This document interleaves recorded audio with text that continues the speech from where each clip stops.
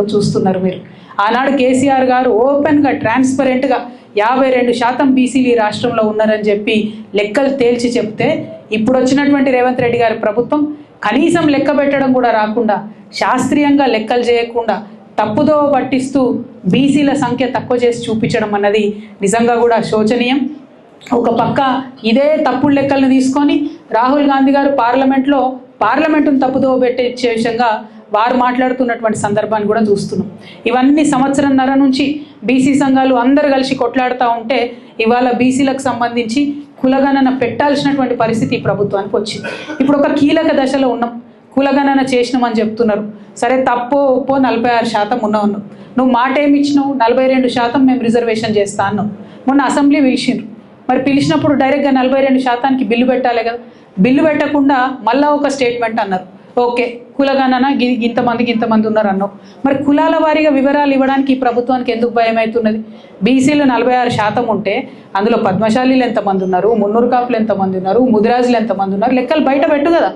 అవి బయట పెట్టకుండా ఎందుకు మభ్యపెట్టేటటువంటి ప్రయత్నం ఈ ప్రభుత్వం చేస్తుందో మేము ఇవాళ డిమాండ్ చేస్తూ ఉన్నాం. ఇవన్నీ ఇట్లా జరుగుతుంటే ఇక రాబోయే కాలంలో మనం బిల్లు పెడితే కూడా కోర్టులలో ఆపేటటువంటి పరిస్థితి ఉంటుంది.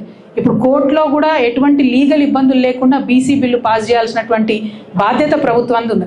ఇటువంటి కీలక దశలో నిన్న ఏం చేస్తుంది ప్రభుత్వం? పొన్నం ప్రభాకర్ గారి ఆధ్వర్యంలో బీసీ సంఘాల నాయకులందరూ కూడా పిలిచిరు మీటింగ్కి. నేను అనుకున్నా, అరే ప్రభుత్వం ఒక ముందడుగు వేసింది. బీసీ సంఘ నాయకులు పాపం 30 ఏళ్ల నుంచి కొట్లాడుతున్నారు. ఆర్ కృష్ణయ్య గారు లాంటి వాళ్ళు, వకులాభరణం కృష్ణమోహన్ గారు బీసీ కమిషన్ చైర్మన్గా వేసారు. అటువంటి పెద్ద పెద్ద నాయకులందరినీ పిలిస్తే పోన్లే ప్రభుత్వం ఒక ముందడుగు వేసింది, బిల్లు మీద చర్చ చేస్తుందేమో అనుకున్నాం. ఏం లేదు, ముఖ్యమంత్రి గారికి కనీసం ఆ మీటింగ్ ఉన్నట్టు కూడా తెలిసినట్టు మాకు అనిపిస్తలేదు. యాక్చువల్గా అయితే ఈ టైంలో బీసీ ప్రజలందరూ ఆందోళనలో ఉన్నారు, మా సంఖ్య తగ్గిందని భయపడుతున్నటువంటి సమయంలో ముఖ్యమంత్రి గారే డైరెక్ట్గా మీటింగ్ పెట్టాలి. ఎందుకు సమయం లేదు ఆయనకు? ఇప్పటికి 31 సార్లు ఢిల్లీకి పోయొచ్చింది ముఖ్యమంత్రి గారు. కానీ జనాభాలో సగం ఉన్నటువంటి బీసీల గురించి కనీసం మీటింగ్ పెట్టే తీరిక ఈ ముఖ్యమంత్రి గారికి లేకపోవడం నిజంగా శోచనీయం. ముఖ్యమంత్రి గారు నిన్న మీటింగ్లో లేరు. పోనీ కనీసం ఈ లెక్క కులగణన చేసినటువంటి క్యాబినెట్ సబ్ కమిటీకి చైర్మన్ ఉత్తమ్ కుమార్ రెడ్డి గారు, ఆయన మీటింగ్లో లేరు. ఈ లెక్కలన్నింటినీ కులగణన చేసినటువంటి అధికారులు సందీప్ శాండిల్య గారు, ఆయన మీటింగ్లో లేరు. మరి బీసీ సంఘం నాయకులందరినీ పిలిచి మీరు లెక్కలు చెప్పలేదు, మీ ప్రభుత్వం ఏం చేస్తుందో చెప్పలేదు, ముందడుగు ఎట్లేస్తాం, బిల్లు పెడతామా పెట్టతామా చెప్పలేరు. మరి ఎందుకోసం పిలిచినట్టు? నేనైతే అనుకుంటున్నా, కేవలం ఈ బీసీ ఉద్యమం చేస్తున్నటువంటి ఇంత సీనియర్ నాయకుల్ని నిన్న పిలిచి కనీసం ముఖ్యమంత్రి గారు మాట్లాడకపోవడం అంటే వారిని అవమానించడం తప్ప ఇంకొకటి కాదు. ఇది చాలా దారుణం. ముఖ్యమంత్రి గారు తప్పకుండా తక్షణమే రివ్యూ పెట్టాలి.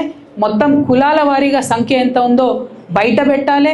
బిల్లు ఎప్పటి లోపల తీసుకొస్తారో చెప్పాలి. ఆ బిల్లుకు సంబంధించి ఈ వివిధ కుల సంఘ నాయకులతోని చర్చలు జరపాలి. అట్లానే లీగల్ ఎక్స్పర్ట్స్తో కూడా చర్చలు జరపాలని ఈ సందర్భంగా నేను డిమాండ్ చేస్తూ ఉన్నాను. మరి మీరు చూస్తే కేసీఆర్ గారు ట్రాన్స్పరెంట్గా ఉన్నట్టుగా లెక్కలు చెప్పారు. రేవంత్ రెడ్డి గారు తప్పుడు లెక్కలు చెప్తున్నారు. ఇంకో పక్క ఇచ్చినటువంటి ఏ ఒక్క మాట కూడా ఫుల్ఫిల్ చేసేటటువంటి పరిస్థితి లేదు. కేసీఆర్ గారి పాలనకు రేవంత్ రెడ్డి గారి పాలనకు ఎంత తేడా ఉందంటే, కేసీఆర్ గారి పాలన ఐఫోన్ లాగా ఉంటే రేవంత్ రెడ్డి గారి పాలన చైనా ఫోన్ లెక్క ఉన్నది. ఐఫోన్కు చైనా ఫోన్కి ఎంత తేడా ఉంటుందో కేసీఆర్ గారికి రేవంత్ రెడ్డి గారికి అంత తేడా ఉన్నది. అంటే సూపుకు బాగానే ఉంటుంది కానీ ఏం పనిచేయదు అన్నట్టు అటువంటి పరిస్థితి ఉన్నది. మాటలు ఇచ్చి బీసీల ఓట్లు వేయించుకొని ఇవాళ బీసీలను మోసం చేస్తున్నటువంటి కాంగ్రెస్ పార్టీని చరిత్ర క్షమించదు, బీసీలు క్షమించరు. వారికి ఎవరు లేరు, వారి పక్షాన మాట్లాడారు అనుకుంటున్నారేమో. మేమందరం కూడా అండగా నిలబడి ఉన్నాం. ఖచ్చితంగా బీసీలకు మీరు ప్రామిస్ చేసినటువంటి 42% ఇచ్చే వరకు కూడా తగ్గేదే లేదు. ఖచ్చితంగా ఉద్యమాన్ని ముందుకు కొనసాగిస్తాం. మరో తెలంగాణ ఉద్యమంలాగా పోరాటం చేయడానికి బీసీ బిడ్డలందరూ కూడా సిద్ధంగా ఉండాలని చెప్పి ఈ సందర్భంగా పిలుపునిస్తూ ఉన్నాం.